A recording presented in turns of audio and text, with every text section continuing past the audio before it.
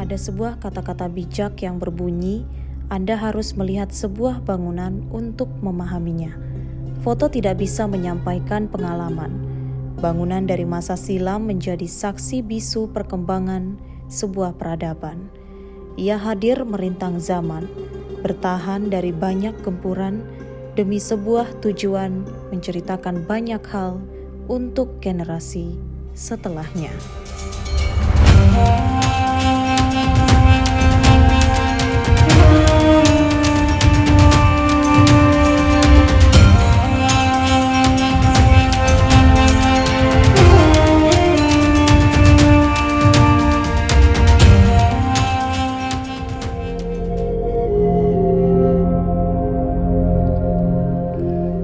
Salah satu jejak peninggalan sejarah dari Kesultanan Kutai Kartanegara yang masih dapat dikunjungi ialah Masjid Jami Aji Amir Hasanuddin.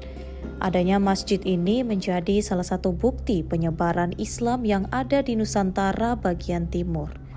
Nah, Tribuners, sekarang Ami sudah ada di Masjid Amir Hasanuddin Tenggarong, di mana masjid ini adalah masjid yang sudah berdiri pada masa pemerintahan Sultan Aji Muhammad Sulaiman, yaitu Kesultanan Kutai yang berada pada tahun 1800-an.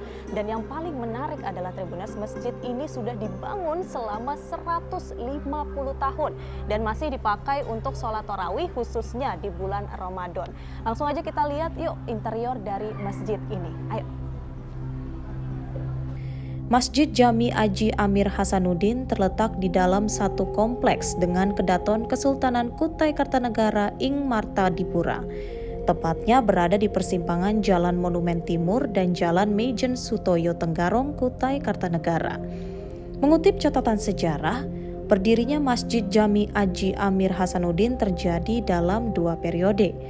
Periode pertama, ada yang menyatakan bahwa masjid pertama di Tanah Kutai berada di ujung muara Sungai Tenggarong, tepatnya di belakang Langgar Anur Tanjung. Namun lantaran ada peperangan dengan Inggris, masjid pertama tersebut mengalami kehancuran saat tampuk pemerintahan sedang dipegang oleh Sultan Muhammad Solehuddin. Memasuki tenggang waktu sekian tahun, masjid ini dibangun kembali oleh Sultan Aji Muhammad Sulaiman di lokasi yang ada sekarang ini. Dilanjutkan oleh Sultan Alimuddin bergelar Sultan Muda. Awalnya bangunan masjidnya hanya berupa musola atau surau kecil. Kemudian pada tahun 1923 di bawah pemerintahan Sultan Aji Muhammad Parikesit, bangunan surau tersebut dirombak ulang menjadi bangunan masjid yang cukup besar. Kemudian karena termakan usia, bangunan masjid tersebut dilakukan pemugaran oleh Aji Amir Hasanuddin yang bergelar Pangeran Sosronegoro bersama Tuan Guru Syed Sagaf Barakbah pada tahun 1929. Oke Tribuners, di sini Ami sudah bersama dengan Bapak Muhammad Maidi yang akan menjelaskan tentang kegiatan yang ada di Masjid Amir Hasanuddin ini. Halo, Assalamualaikum Bapak. Waalaikumsalam Baik. Ini untuk di Masjid Amir Hasanuddin ini kegiatan apa yang biasanya dilakukan di hari-hari biasa?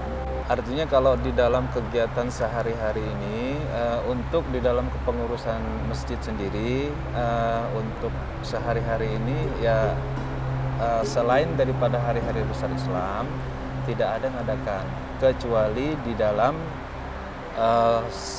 hari Jumat malam Sabtu. Hari Jumat malam Sabtu itu kita mengadakan pengajian rutin mingguan di sini. Setelah ba'da maghrib atau sholat maghrib berjamaah itu, nah dilanjutkan dengan pengajian tentang fikih sehari-hari dan lain sebagainya. Itu alhamdulillah disampaikan oleh guru kami Ustadz Haji Hifli Mar'i LCMA, orang Tenggarong sini. Beliau adalah pengurus daripada pondok pesantren Al-Kausar Tenggarong. Beralamatkan di Jalan Gunung Pegat belakang Unikarta di sana. Oke. Dan itu untuk kegiatan sehari-hari sholat berjamaah ya, untuk kegiatan sholat jamaah ini tidak ada kegiatan. Sholat berjamaah aja.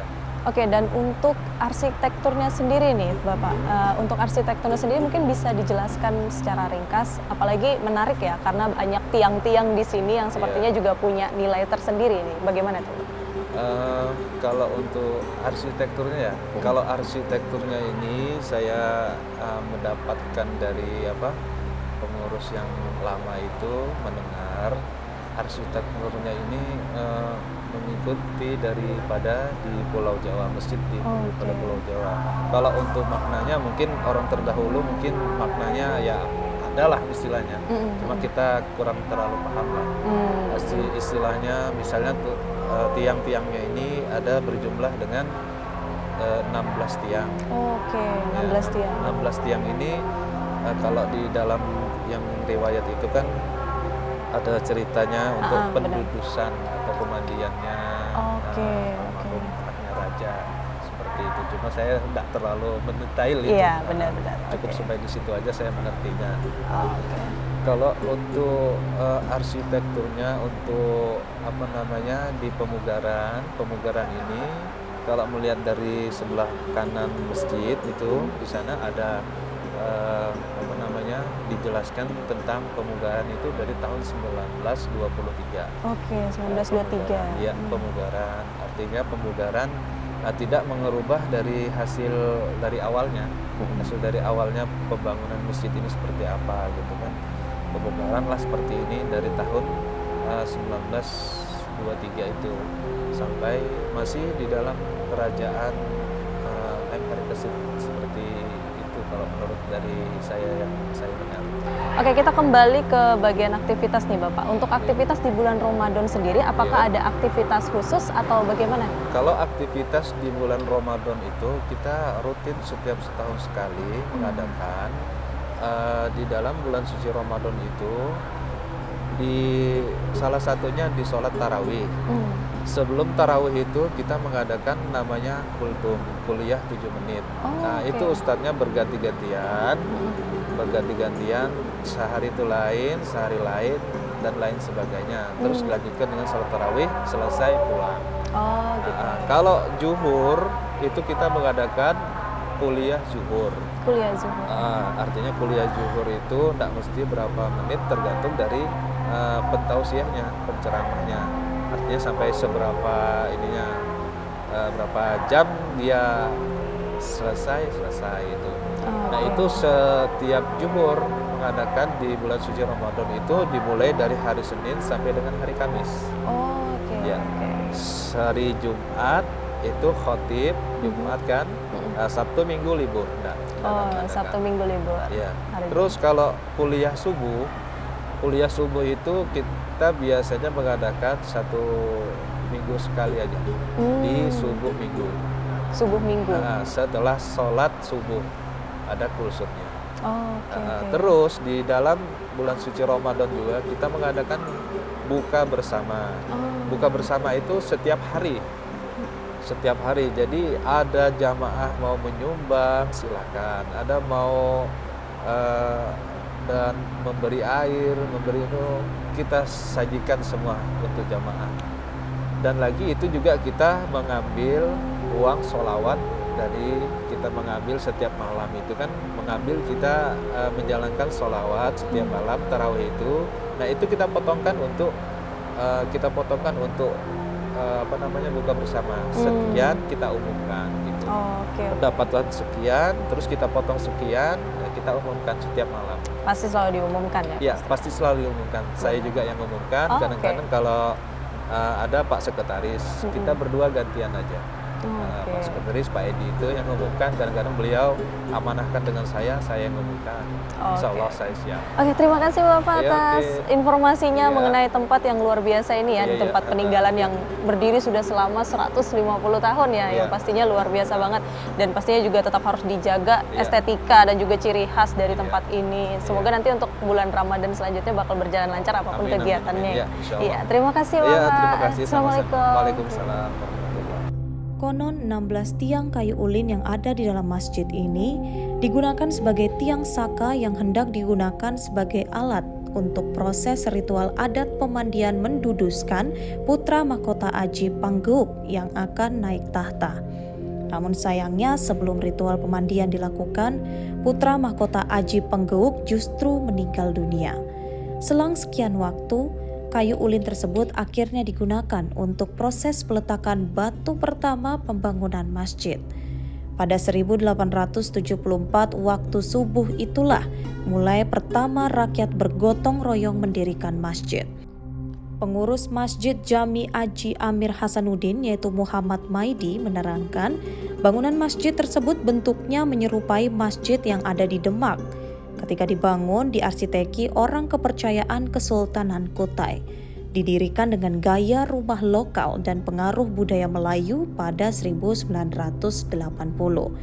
Dengan atapnya yang bertumpang tiga, kemudian bagian puncak atapnya berbentuk 5 segi 5 berupa joglo.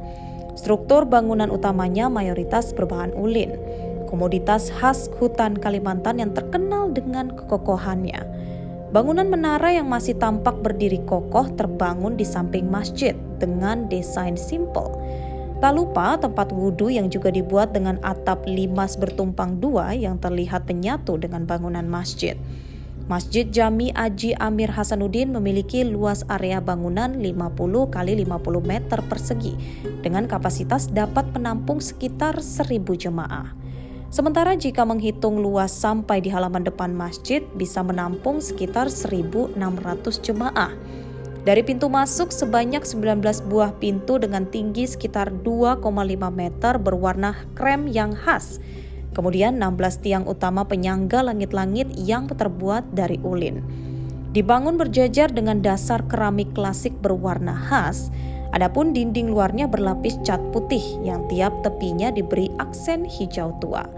Masuk ke dalam masjid, mata kita akan dimanjakan dengan ruangan yang luas dan juga tampak klasik.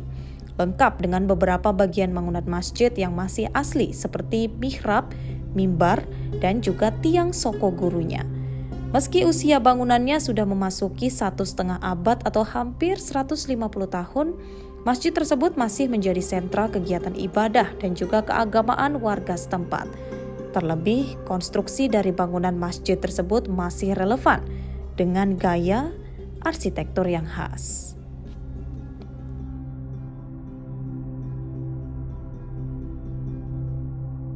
Download Tribun X sekarang, menghadirkan lokal menjadi Indonesia.